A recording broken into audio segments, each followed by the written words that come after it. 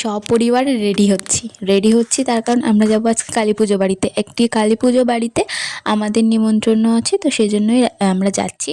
এখন বাজে প্রায় রাত ৮টা, আর ৮টার সময় আমরা চলে আসলাম। এবার সবাইয়ের গুছাতে আমার শ্রেয়ানবাবুকে গুছাতে এতটা রাত হয়ে গেল।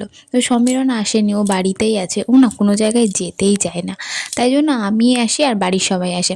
আর এই যে মা ঢুকে গেছে ভিতরে। আর সত্যি বাড়িটা খুব ভালোভাবেই সাজিয়েছে, ফুল টুল দিয়ে খুব সুন্দর দেখতে লাগছে। আর এখানে হচ্ছে খাওয়ার জায়গা, সবাই খাওয়া দাওয়াও শুরু করে দিয়েছে। রাত যেহেতু অনেক হয়েছে, তো খাওয়া দাওয়াও শুরু হয়ে গেছে। আর এই যে দুটো মা, এখানে জোড়া কালীর পুজো হবে। আর এখানে হরিনাম হচ্ছিল, হরিনাম সংকীর্তন।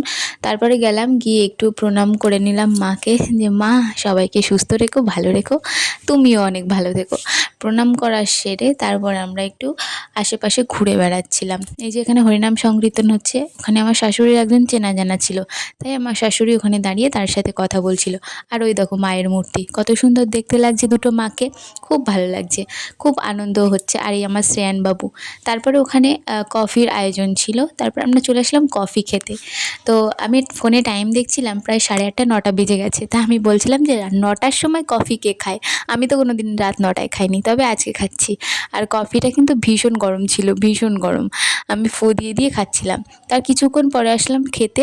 ওখানে ছিল খিচুড়ি, আর এখানে ছিল ফ্রাইড রাইস আর আলুর দম, সাথে মিষ্টি, চাটনি, পাঁপড়, সব কিছুই ছিল। ক্যামেরায় নিতে পারিনি।